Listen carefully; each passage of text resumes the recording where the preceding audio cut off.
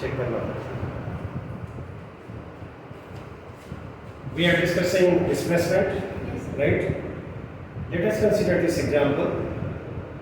This is xy plane. A particle starts from O or moves from O to A via this path, and this path is semicircular. Radius of the semicircle is r, right? O से A पर गया है. A particle starts to move from O and goes to A via path, है ना? Semicircular path.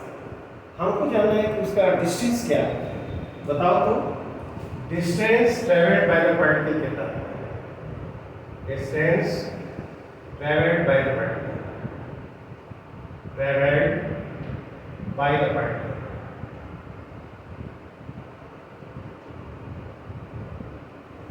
ये D है. क्या ये सेमी सर्कुलर पाथ इसका हाफ होगा? यह तो पाई आर होता है. तो ये पाई आर बाई 2. क्यों? Pi r by 2.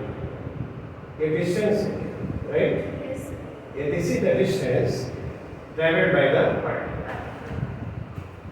O is the initial position and A is the final position.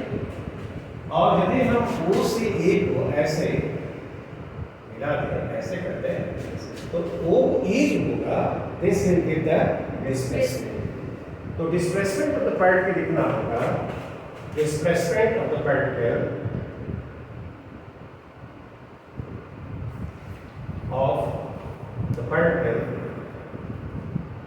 वो कैसे लिखेंगे? ये S लिखना है. S जो लिखा जाएगा क्या O A हुआ? Vector O A, right? तो देखो ये हो गया. अब इसका जो मैग्नीट्यूड है, ये O से A वेक्टर दे दिया है फ्रॉम O टू A और डिनोट किया क्या है? S. तो ये डिस्प्लेसमेंट वेक्टर है. अब बताओ तो इस वेक्टर का मैग्नीट्यूड क्या है? S वेक्टर लिखा, इसका मैग्नीट्यूड कितना होगा? क्या लिखोगे? क्या यह एक राइट एंगल ट्रायंगल बन गया है? नहीं, यह R होगा और यह भी क्या होगा? R होगा. और ये जो वेक्टर है वो S वेक्टर हम लोगों ने दिखाया है, ठीक? तो उसका मैग्नीट्यूड लिखेंगे तो रूट ओवर बोलो R स्क्वायर और plus R square, and this will B 2 times R. ये देखो ये डिस्प्लेसमेंट जो वेक्टर हुआ उसका क्या हुआ? मैग्नीट्यूड. एडिशन का लॉ हमने पढ़ा है, कैसे एडिशन किया जाता है. इसको यहाँ पर एरो दो और इसको ऐसे है. तो जो O A वेक्टर होगा वह O C vector plus C A vector. क्या? तो इसको लिखना है तो अगेन हम इसको लिख सकते हैं. देखो तरीका क्या लिखने का हुआ. O E vector this is equal to O C vector plus C A vector. ऐसे लिखते हैं. O A वेक्टर जो है वह डिस्प्लेसमेंट वेक्टर S है, राइट? देखो ये जो O C लिखेंगे तो O C ये लेंथ हुआ और यहाँ पर यूनिट वेक्टर ऐसे लिखेंगे. Unit vector along x axis जिसको I से डिनोट करते हैं. और C A इसको लिखेंगे C A जो लेंथ है वो C A और उधर यूनिट वेक्टर 3 से. यह कुछ और नहीं. OC क्या है? Radius of the semicircle. तो यह RI हो गया. क्यों? नहीं. और इसको भी लिखेंगे तो यह R, राइट? क्या इस तरह से लिखा जाएगा? ये जो डिस्प्लेसमेंट वेक्टर S है वो RI प्लस RJ. तो इसको लिखना चाहे तो ऐसे भी लिख सकते हैं. S vector is equal to R और ब्रैकेट में लिखेंगे I प्लस, ठीक? नहीं, मैग्नीट्यूड तो हम पढ़े लिख चुके हैं और वेक्टर को हमने पढ़ा है तो उसकी समझ हमारे पास है. उसे इसका मैग्नीट्यूड कितना हो तो क्या है? J का कोएफिशिएंट S जो लिखते हैं, नहीं, रूट ओवर देखो R square plus R square और ये अभी लिखा है 2 R, नहीं ये मैग्नीट्यूड हो गया। और ये वेक्टर यदि एक्स एक्सिस से थीटा ही बना रहा है तो tan थीटा हम लिखते हैं, tan theta this gives the direction of this vector. तो tan थीटा कितना होगा, देखो r बाई r, ये 1 हुआ, तो थीटा कितना होगा 45। राइट, यह जो डिस्प्लेसमेंट वेक्टर है उसका मैग्नीट्यूड √2r हुआ, और ये this subtends angle 45 degree with the direction of x। तो यह डायरेक्शन देता है और ये मैग्नीट्यूड हुआ। और डिस्प्लेसमेंट कैसी क्वांटिटी है, this is a vector. Right, अब जरा दूसरे पॉइंट पे जरा बात करते हैं इस पर। I think the concept of और difference of distance and displacement is clear. Now let us consider how displacement will be expressed in the xy plane। ठीक, दूसरा पॉइंट जो हम कंसीडर करना चाहते हैं वो देखो, यहां ये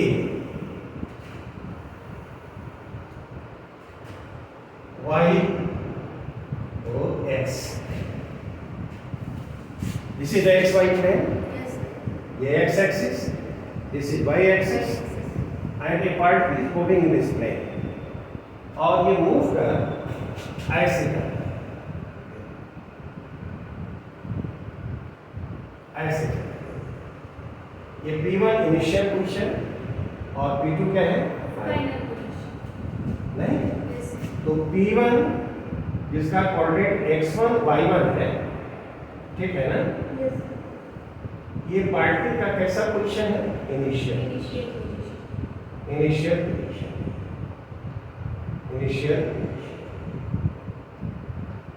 ठीक, the particle moving in the xy plane moves from P1 to P2, right? P1 P2, this is the displacement.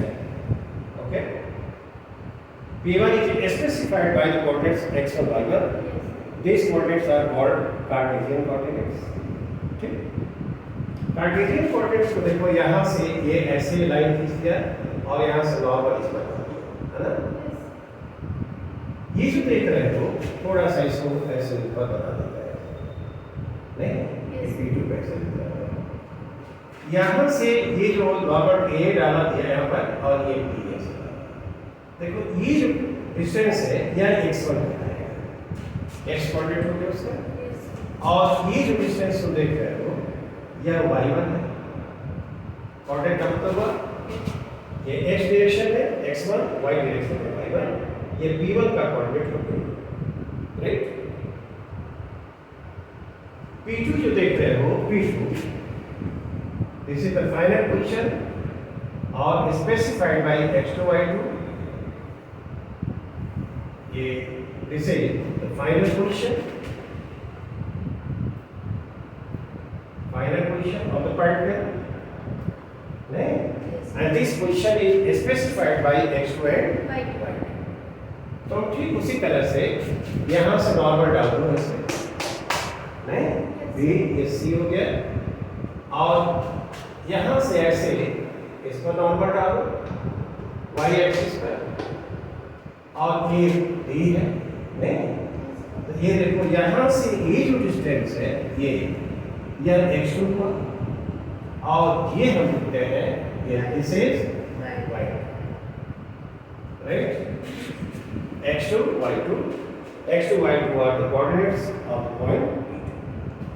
तो देखकर बताओ, तो यहाँ से ये जो डिस्टेंस होगा a, है ना, ये e कह दिया जाए इसको, तो क्या यह x2 माइनस x1 का, क्या यहाँ से यहाँ तक x2 है और यहाँ से यहाँ तक x1 है, तो क्या ये वाला जो डिस्टेंस हुआ x2 माइनस x1। सिमिलरली यहाँ से यहाँ तक क्या है y2 है, और यहाँ से यहाँ यानी यहाँ से यहाँ ये y1 है, तो ये जो होगा वह क्या होगा y2 माइनस, हाँ ये y2 माइनस y1। ठीक, ये दिखाई पड़ गया। तो P1E यह जो डिस्टेंस है x2 माइनस x1, ठीक। और EP2 यह क्या होगा y2 minus y1। Is it alright? Yes. ऐसा लिख सकते हैं? यस। नहीं? यस। अब तुम ये बताओ, ये हमारा डिस्प्लेसमेंट ये पार्टिकल का है P1 P2 ये S है, ऐसे वेक्टर S, और ये क्या है? यही है डिस्प्लेसमेंट वेक्टर। डिस्प्लेसमेंट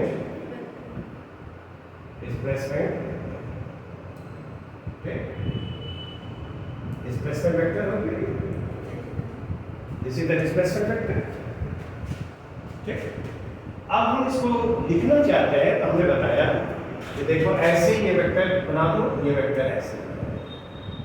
वेक्टर का एडिशन का जो लॉ हमने पढ़ा है ना, तो उससे देखें तो P1 P2 वेक्टर जो होगा, P1 P2 vector and this is equal to क्या, यहाँ पर यह P1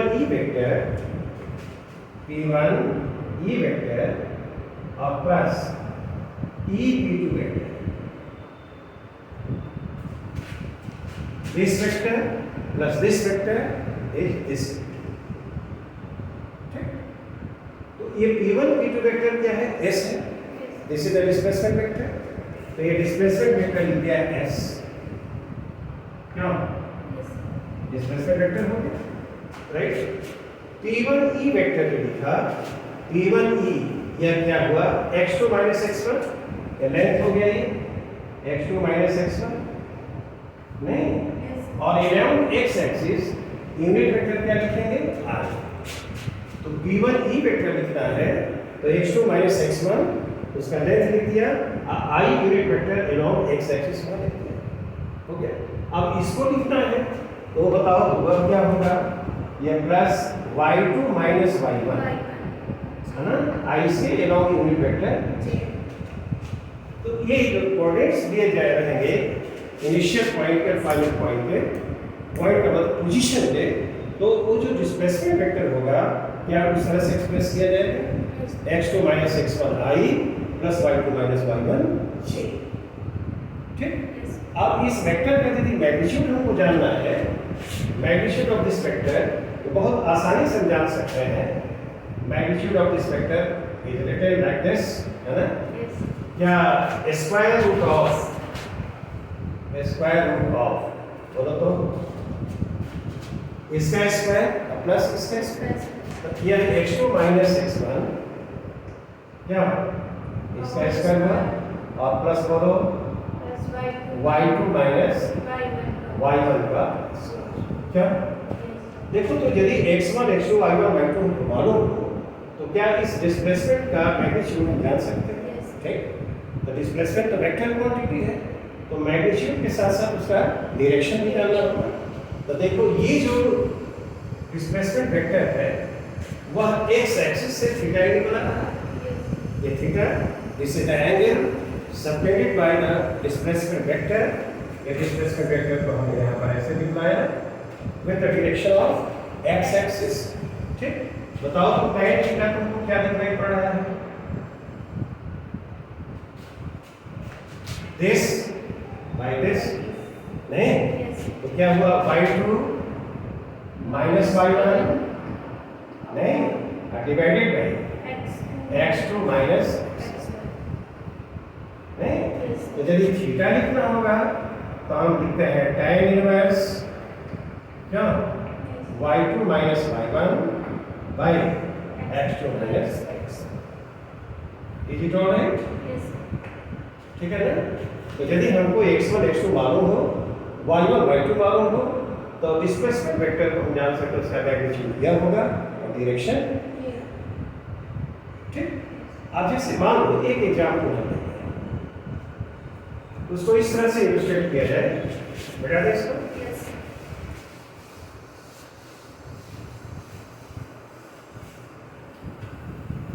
XY प्लेन में एक पार्टिकल मूव कर रहा है, ऐसे एक्स वाई प्लेन हो गया। एक पार्टिकल जो मूव करता है और ऐसे ले जाता है, राइट, ठीक है ना? Yes. यहाँ से ये तो क्या यही हुआ डिस्प्लेसमेंट? Yes. नहीं, Yes. डिस्प्लेसमेंट तो ये हुआ, Yes. एक्स हो गया। ये जो P1 पॉइंट है ना, Yes. वह 1 मीटर और 2 मीटर दिया, ठीक है? Yes. और ये पॉइंट P2 है, वह दिया है 4 मीटर नहीं Yes. और 6 मीटर, 6 मीटर, 4 मीटर 6 मीटर। तो P1 इनिशियल पोजीशन हुआ Yes. और कोऑर्डिनेट दिया हुआ है 1 मीटर एंड 2, 2. और P2 final position 4 metre and 6 metre. नहीं, ये तो इनिशियल पोजीशन हो गया पार्टिकल का, Yes. पोजीशन, और this is the final position. अब बताओ तो डिस्प्लेसमेंट कैसे जानेंगे? मैंने अभी बताया है, डिस्प्लेसमेंट यदि लिखना हो एस वेक्टर तो क्या होगा? यह मैंने बताया x2 माइनस x1 आई, क्यों? No. Plus Y2 minus y2 minus y1 2. जी, ठीक है? Yes. तो देखो x2 क्या है? 4. 4, राइट, 4 माइनस 1 3. आई हो गया, Yes. और ये लिखेंगे ये 6 माइनस 2 जे, तो यह क्या हो गया 3i प्लस 4 4. मीटर, क्यों? Yes. देखो डिस्प्लेसमेंट वेक्टर है, ये डिस्प्लेसमेंट वेक्टर है, क्यों? क्या अभी यही सीखा है? Yes. अब यदि हम इस डिस्प्लेसमेंट वेक्टर का मैग्नीट्यूड जानना चाहें तो मैग्नीट्यूड अभी देखें। डिस्प्लेसमेंट वेक्टर का मैग्नीट्यूड क्या हो जाएगा? स्क्वायर रूट ऑफ आई का कोफिशिएंट बोलो 3 का स्क्वायर प्लस जे का कोफिशिएंट 4 का square, and this will be equal to 5 metre, Yes. क्या? Yes. tan थीटा जानना चाहे इसमें गिव द डायरेक्शन, यह क्या होगा? जे का कोफिशिएंट और बाई 3, नहीं तो थीटा क्या होगा? 3/4 आया था उसमें 37 का, ये 53, theta will be equal to, है ना? यह जो डिस्प्लेसमेंट वेक्टर है वह एक्स के डायरेक्शन से 53 डिग्री का एंगल बनाएगा और उसका मैग्नीट्यूड, ठीक, यह कैलकुलेट कर लिया नहीं?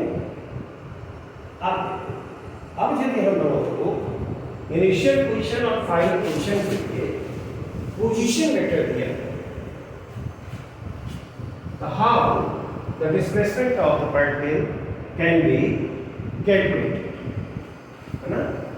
This is a very simple point, और उसको हम यहाँ पर इस तरह से लिखना है।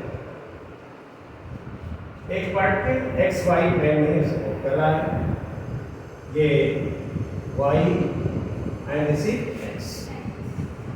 The particle moves from like this. This is the P1 point and this is the P2. P1 is the initial position and P2 is the final position. This goes like this. Okay. Position vector ये P1 के लिए ऐसे दिखलाते हैं, ये R1 vector लिखते हैं ऐसे, और ये P2 जो फाइनल पोजीशन है उसके लिए हम R2 लिखते हैं ऐसे, ठीक? कहेंगे ये पार्टिकल मूविंग, ये particle is moving in the xy plane, in the xy plane, ठीक है ना? P1 इनिशियल पोजीशन, ठीक है ना? इनिशियल पोजीशन है, और P2 क्या है? P2 is the final position, final position, right? नहीं, P2 is the final position, right? R1 ये लिखा है position vector for P1, position vector for P1, नहीं? और R2 जो वेक्टर है ये पोजीशन वेक्टर है for P2, position vector for P2। अब देखो डायग्राम को, देखो यहाँ पर हम इस तरह से दिखलाते हैं, क्या इसी तरह डिस्प्लेसमेंट वेक्टर? Yes. नहीं, तो हमने सब पढ़ा है addition, this vector plus this vector is equal to this vector. तो हम यहाँ पर डायग्राम देखें, R1 vector plus S vector is equal to क्या? R2 vector. तो हम S वेक्टर लिखना चाहें तो R2 वेक्टर और माइनस R1। देखो ये हम लोग, ठीक है ना? यदि R1 R2 हमको मालूम हो पोजीशन वेक्टर, तो हम डिस्प्लेसमेंट वेक्टर इस तरह से जान सकते हैं। मान लो कि फॉर P1 जो R1 वेक्टर दिया हुआ है, this is equal to 2i plus 4j, right? और for P2 position vector R2 जो दिया हुआ है, R2 वह है 8i plus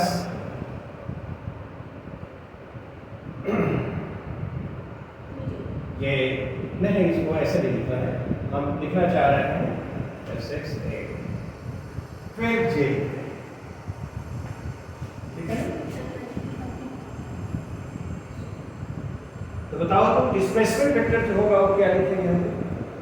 Here I am going to conclude this point, Yes. right? तो S वेक्टर जो आएगा displacement vector, and this will be equal to क्या?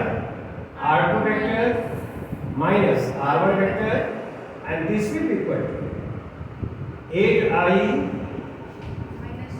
Plus 12j, right? Yes. और minus 2i plus 4, right? Yes. So this will be 6i plus 8j. Yes. क्या? ये जो displacement vector होगा क्या इतना होगा? Yes. अब हम इस डिस्प्लेसमेंट वेक्टर का मैग्नीट्यूड जानना चाहते हैं। How the magnitude can be calculated? उसका जो मैग्नीट्यूड जानना है तो वह कितना हो जाएगा? S वेक्टर उसका मैग्नीट्यूड देखो कैसे लिखते हैं? Coefficient of i 6 square plus coefficient of j 8 square, this will come 10 metre होगा। This is the magnitude of the displacement Yes. जो हमने दिखाया है। Yes. और इसका डायरेक्शन जानना चाहें तो tan theta equal to 8/6, this will come to be 4/3, again theta will be equal to क्या? 53। This displacement vector will subtend an angle 53 degree in the direction of x. तो यदि इनिशियल पोजीशन और final position के लिए position vectors दिए गए हो, तो this is how we can obtain displacement vector for the particle. Okay, कुछ और बातें करनी है जो नेक्स्ट क्लास में